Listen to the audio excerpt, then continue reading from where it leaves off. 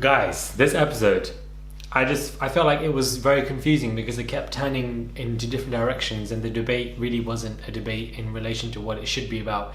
It somehow was converted into materialism being used as an example, to men versus women and being competitive, and then suddenly to BBL, and then it just remained on BBL.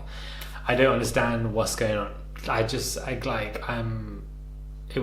You feel like you're losing brain cells. I don't even mean to be rude, but like you feel like you're just losing brain cells when it comes to topics and conversations that I feel like are overused, been exhausted, and been exaggerated on this show.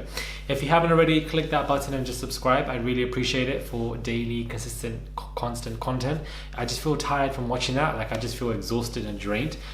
Be sure to follow me on my Instagram as well, Murad_Morali, and let's get into this video. This Sylvia girl is really irritating me. I've been saying this from day one, since the first episode debuted, and a lot of people wasn't really understanding, but now people are beginning to see it. Like I just find her to be so confusing because first and foremost, it's like everyday capping. She's just forcing this word down our throats. Capping. Castillo said that. Capping, bro. No, No, we cannot. not all women can, but some women You can. know you're Some capping. women don't give a fuck. You know you're capping. Especially in America, especially in the Bkchat USA. is what you're wearing right now. We don't use the word capping here. We're not Americans. We don't overuse it or use it 24/7. Just put on your cap and just leave the kitchen. Because I just feel like you're doing way too much now, and it's not every day you're capping, bro. You're capping. I feel like you're really forcing something, and it's just so cheesy and irritating because people here don't use these type of words. Yes, slang terminology does cross between both places and many other countries. It's all interchangeable, but like I feel like when you're just forcing these words, it's just not cute.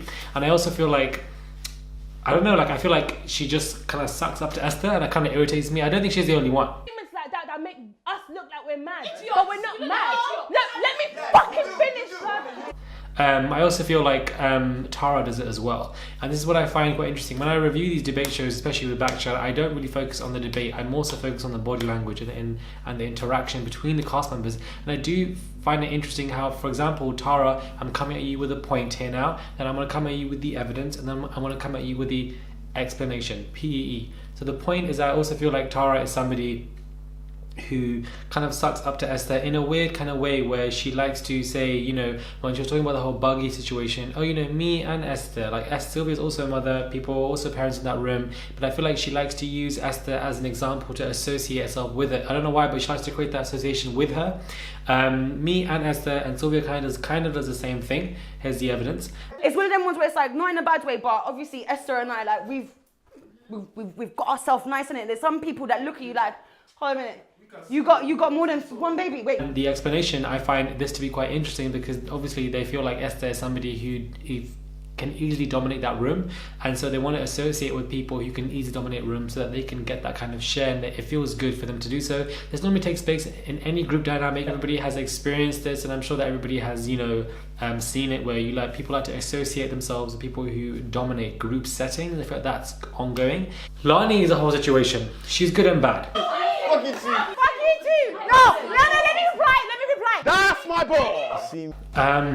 I feel like she was making some form of validation, and some of her points were making sense, but what wasn't making sense to me was her deliverance. Her deliverance is very, very poor. Fuck you too. No, let me reply. That's my ball.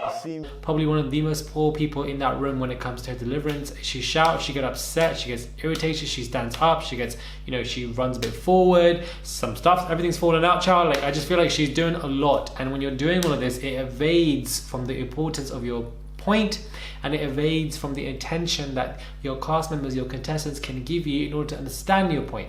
And that I find to be quite irritating, because I feel like she does make good points here and there, but because she just gets really irate for no reason and does a lot for no reason, people will just kind of see that more so than the constructiveness, more so than the constructive points that she makes. Those are the negative. The plus with Lonnie is that I feel like she is definitely one of those characters that everybody likes to talk about, and you need that on a platform like this, especially when you're bringing in like a platform of whole new characters. You need to have people who stand out in the positive or negative way. It doesn't matter. They stand out, they keep people talking, they create attention, and they keep the views going up. And I feel like Lonnie is a perfect new character. And what I like about this new bunch, I don't really love this new bunch, but I'm warming to them. I don't love this new bunch of contestants, but I am definitely warming to them. When you put your food in the microwave and you take it out, it's not really hot, but it's warm.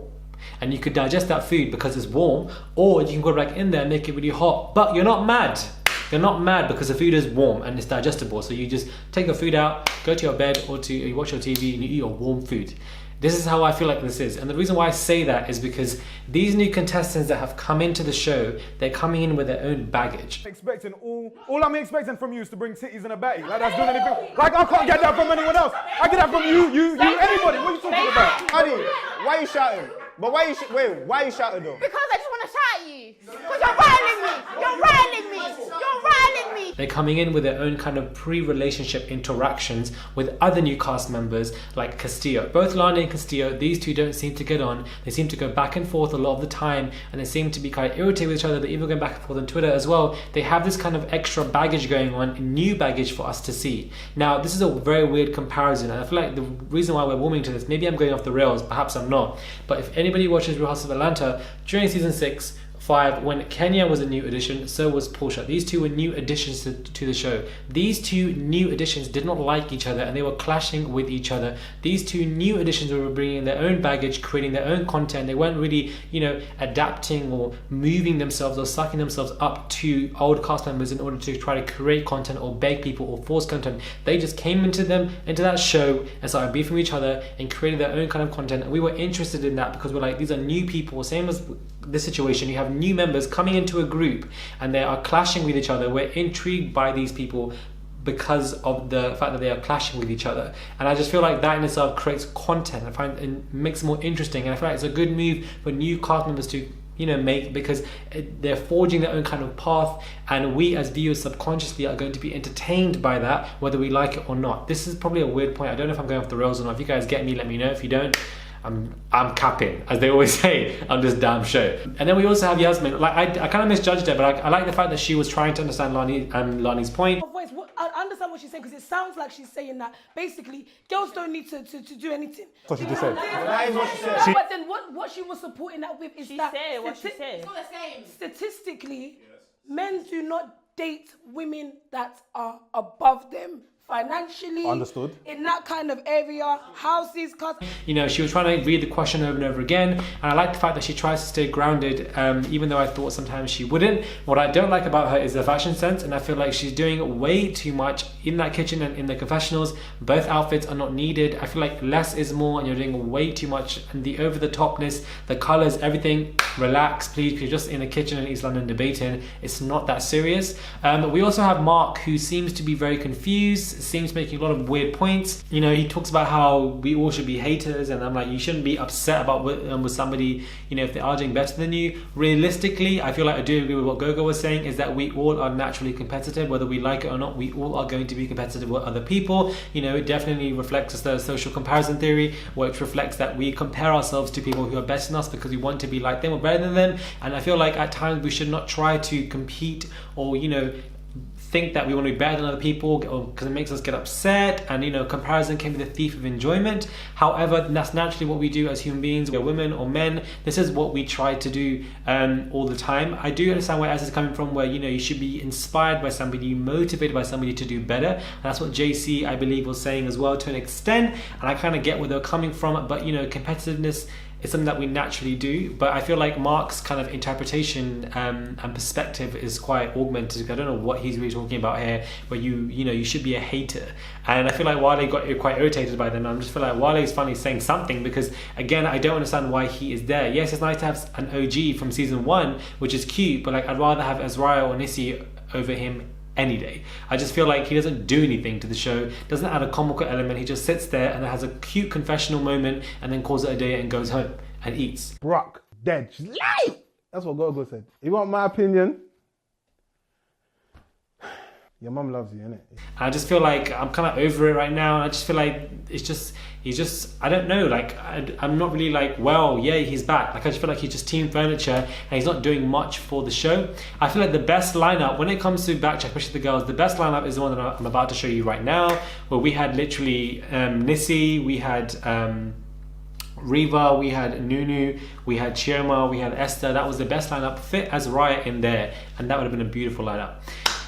Bring that back, please, just for a quick episode. That would have been nice. Hopefully you guys have enjoyed my 10-minute review. Let me know what your thoughts are. Do you guys agree or disagree? What are your thoughts on Sylvia? What are your thoughts on Lonnie doing the absolute most? Are you here for it or not? Do you feel like she was being bullied, or do you feel like she was just being annoying? What are your thoughts on JC as well, and these interactions between Lonnie and Castillo? And what are your thoughts on Mark and what he was saying? And are you guys happy that Gogo's back? Because I definitely am. I feel like he adds a lot of sense, and also he's an OG. Do subscribe, click that button for daily and consistent content. Subscribe, and I'll catch you guys soon for another video.